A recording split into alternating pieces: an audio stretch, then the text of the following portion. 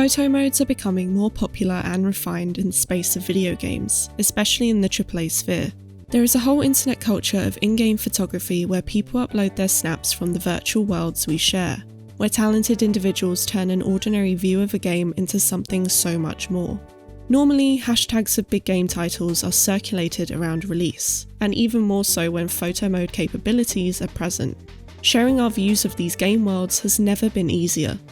Sometimes, the most visually striking games don't have a photo mode, and modding games to include these functions, or at the very least get rid of any HUDs, is something I've done a fair amount for my videos. Plus, any options I can toggle to achieve a more cinematic and HUD-less gameplay experience is also something I look for once I have a good understanding of the controls. I just can't help stripping away that layer to reveal a more visually immersive experience of the virtual reality I've put myself in. I guess what I'm trying to say is, it's about time I covered this topic. Clearly there's a demand for photo modes in games. Back when Death Stranding was first released, it didn't originally have one, and it was definitely one of the main things players kept asking for until it was added several months later. And unsurprisingly, I've managed to sink many more hours into the game thanks to its inclusion. In addition to the ever so popular photo modes, we also have photography games, where the game mechanics are based on the use of a camera and the act of taking photos. More often than not, it's used as a way to progress in a game rather than express creativity. But is it possible to strike the balance between the two? What's the difference between photo modes and photography games? And is video game photography just as valid as real-life photography?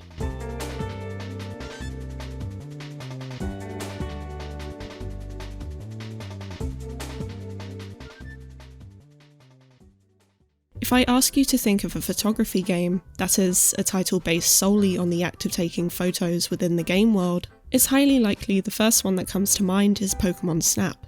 The use of a camera as a game mechanic and a means of progression requires a set of rules to be in place. In this case, your photos of Pokemon gain a higher amount of points if you meet certain criteria, such as having it in the centre of and filling the frame, and extra points for poses and number of Pokemon. You are pretty much forced to adhere to this criteria as much as possible if you want to complete the game, which obviously ends up being quite restrictive in terms of creativity, and things like faraway shots and different compositions are essentially penalised. In addition to this, you are bound to a set path with no free roam available, observing a predetermined routine of events each time you replay a level. Although I will give the game credit in regards to its items and interactivity with the environment in order to reveal certain Pokemon, granting a fair amount of replayability as you go back to previous levels with newly unlocked equipment. All of this is absolutely fine for a more arcade style of gameplay fitting for a safari game, but is it possible to balance creative expression with photography as a mechanic? Umurangi Generation is a wonderfully stylized first-person photography game, with a grading system that allows for both replayability and creative freedom. You're given certain bounties which allow you to finish the level once delivered, and bonus points if it's within the time frame. You'll be given a list of specific subjects to capture, and sometimes with a particular lens. However, that's not the only thing that will get you money. Simply taking the photos you want to take, even if it's not one of the bounties, will still help you rack up a good amount of extra cash. What I especially liked was the depth of field. I always assumed it's something that would be limited to photorealistic graphics, but I was pleasantly surprised with how cool the photos would turn out. On top of that, there are editing tools just like a traditional photo mode that permit you to tweak your shots to perfection, which is always appreciated. The unlockable lenses pushed the camera mechanic further, encouraging you to revisit levels, and it actually helped me understand some basics of real photography too. The game is set in a wonderfully detailed sci-fi Tauranga, which undoubtedly motivated me to take in as much as possible, exploring every corner I could thanks to the free roam gameplay. It had no shortage of intriguing subject matter to take pictures of, and honestly, I think it's the prime example of what a photography game should be, perfectly balancing the artistic freedom with game progression. Other games, particularly those within the horror genre, use the camera lens as an aesthetic. Found footage style games like Outlast include night vision which aids your sight in the dark, but it can drain your battery which reduces your range of sight, and subsequently feeds into the feeling of vulnerability, the most effective tool for horror if done properly. You'll need to search for spare batteries around the environment to try and stop this from happening, so the camcorder has an effect both visually and gameplay wise to an extent. Fatal Frame, also known as Project Zero, uses the camera as a weapon, and waiting for the right moment will deal the most damage to enemies. It will reveal ghosts that are otherwise invisible to the human eye, and the player's survival is wholly dependent on the act of taking photos. This is not a game about getting a nice picture, it's purely about the mechanic. Even Dead Rising, while not exclusively based on photography, rewards you for snapping certain photo opportunities and pictures of a certain genre, like horror, drama, and erotica. Photography games tend to lean more towards the mechanical or aesthetic aspect of the camera, or restricting progression to a strict set of rules and therefore hindering creativity. This is with the exception of Umurangi Generation, of course, by ways of rewarding the player significantly even for photos unrelated to objectives. There's no feasible way for a game to judge aesthetic quality, which is extremely subjective anyway. So most photography games by nature are confining in terms of expression in order to have a clear path to completion. It's no surprise then that the optional feature of photo modes have had the opposite effect. While players had to first use mods or basic screenshotting in order to get in-game photos, Gran Turismo 4 was one of the first games to kickstart the rise of dedicated photo modes. Yes, games like Wind Waker and Metal Gear Solid had cameras you could use, but I'm talking about a separate feature meant for creative photos rather than for a questline or Easter egg. Plus, the photos from Gran Turismo 4 could be saved onto a USB, taking your images out of the game space. Photo modes only expanded from there, becoming almost an expectation for AAA games in recent years.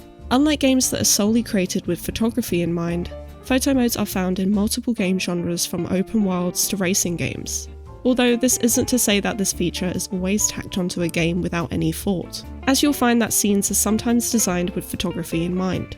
Ghost of Tsushima is probably one of the best examples of this. As the quest ends, you're often placed somewhere with an astonishing view, compelling you to get up and activate photo mode to grab some shots. Many moments that you want to relish in by taking screenshots is by deliberate design and character placement. With very little intervention from the second you regain control of your character, you can get a stunning outcome. The tools available push the boundaries for photo modes in games, with the option for animated environments and particle features. You could have birds flying in your shot if you wanted, and adjust how many appear on screen. It's a sure win for dramatic and visually pleasing results. Although I think it could have done more in ways of expressions, poses, and focal length, which are things I think Death Stranding's mode is more extensive with. Spider-Man's photo mode feels limited in comparison, but the selfie mode and basic functions serve as a more casual photography experience.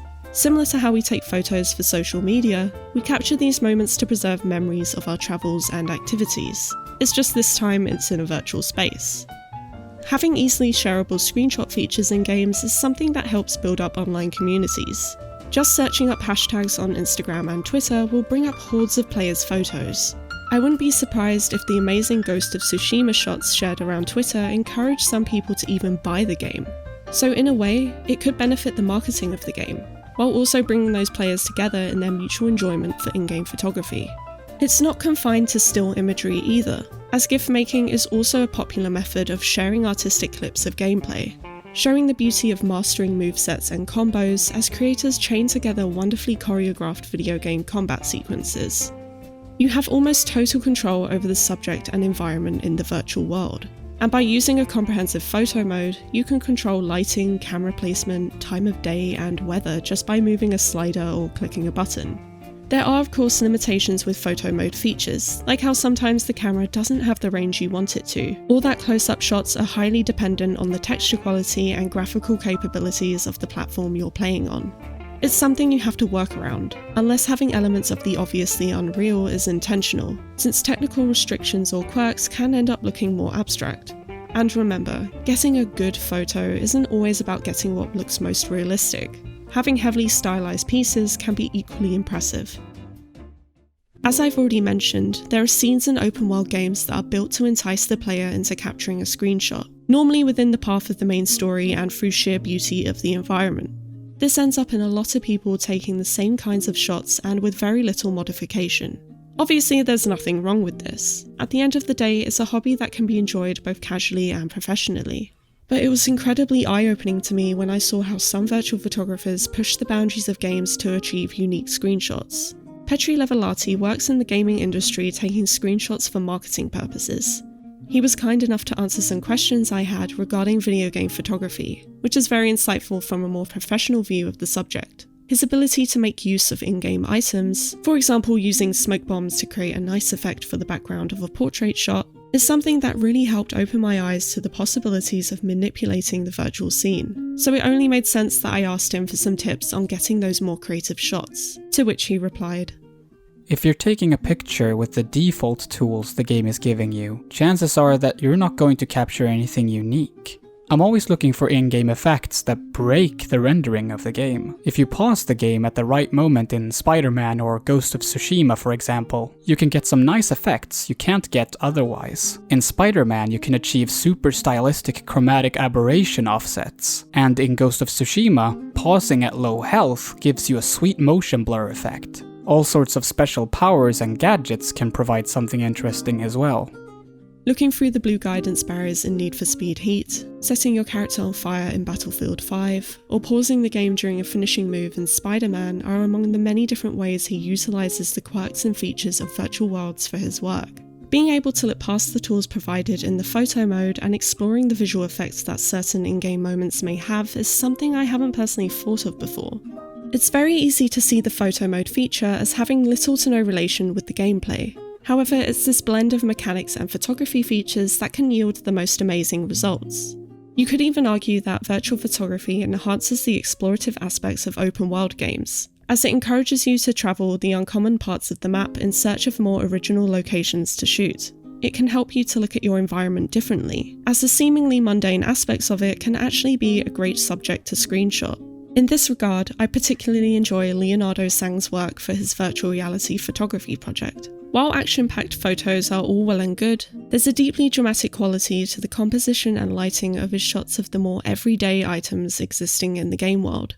The photorealism of these virtual worlds is pushed to the brink using RTX, making you look a lot harder in order to figure out that it wasn't taken in real life. But this isn't necessarily what he aims for, as he happily embraces the visibly unreal too. Judging by the development of photo modes in games over the past few years, I can confidently say that the future will allow for more options, giving players greater control over their shots in order to break further away from the typical game view. These new perspectives and features would undoubtedly inspire a more diverse pool of different shots of a shared virtual space.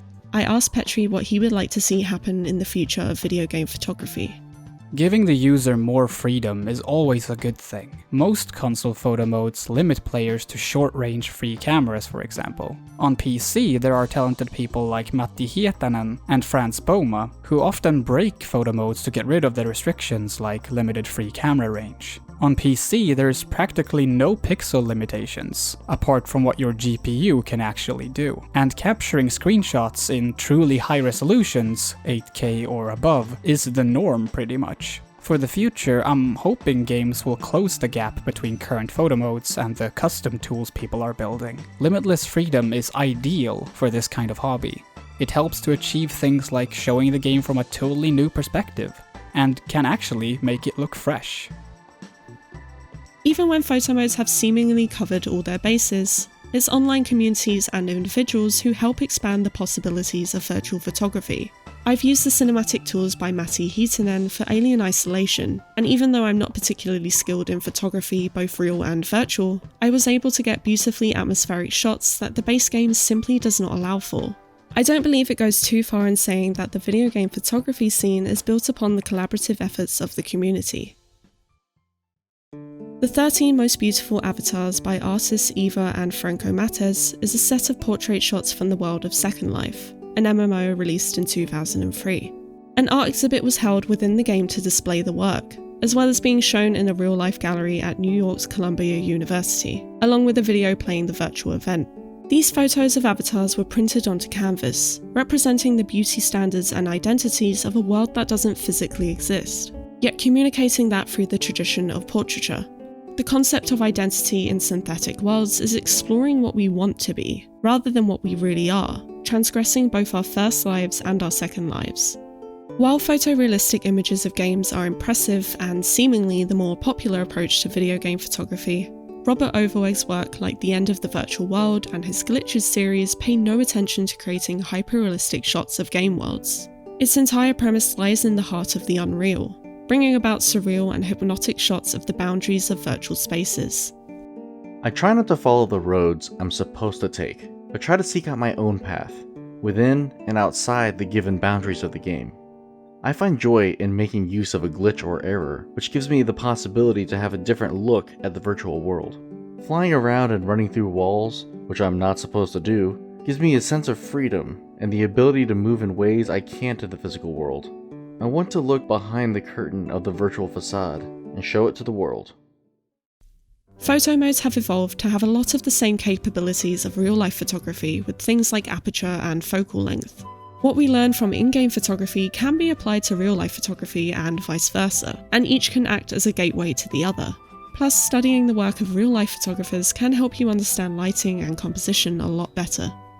In my discussion with Petri, he points out that screenshotting works in paused, controlled, pre-made environments, where our views are often handcrafted by art directors, and remembers someone comparing it to staged photo shoots or fashion photography, given the manipulation involved. He also adds that practicing, learning, and getting feedback from talented people makes you a better photographer or screenshotter. Doing photography can make you a better screenshotter, and taking screenshots can make you a better photographer, but only when it comes to basic composition or colour stuff, lights and shadows, etc. For screenshots, you have to adapt to the limitations of in-game textures, for example, but in real life you don't need to worry about objects looking low poly or rendering beyond 10 meters. In real life photography, you have completely different problems, and have to overcome them in other ways. In an interview with Travelog, Leonardo Sang said that he uses video games as a platform for everyday photography, and strives to show how photographic concepts and techniques can be applied to video games. The physicality of real-life photography isn't really present in screenshotting. However, the result is one and the same whether you like it or not. Both end up with a picture that can be regarded as an artwork, capable of communicating a message, capturing a memory, or just simply looking nice. Both are capable of casual expression and deeper creative expression. Both real-life and in-game photographers are able to share the same motivations and expertise.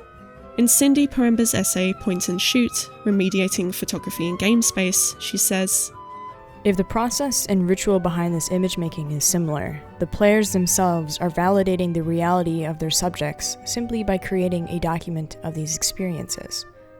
In this sense, players are taking real photos, just in virtual spaces." There is no doubt in my mind that video game photography is an art form. The virtualization of a physical activity does not take away any artistic validity from the end result. The future of video game photography will likely continue to bridge the gap between real-world and virtual photography, but there will still be different limitations and capabilities for both. I hope that I've been able to inspire you to think in new ways thanks to the likes of Petri Levälahti, Leonardo Sang and Robert Overweg. There is no wrong way of taking photos, so long as you enjoy it.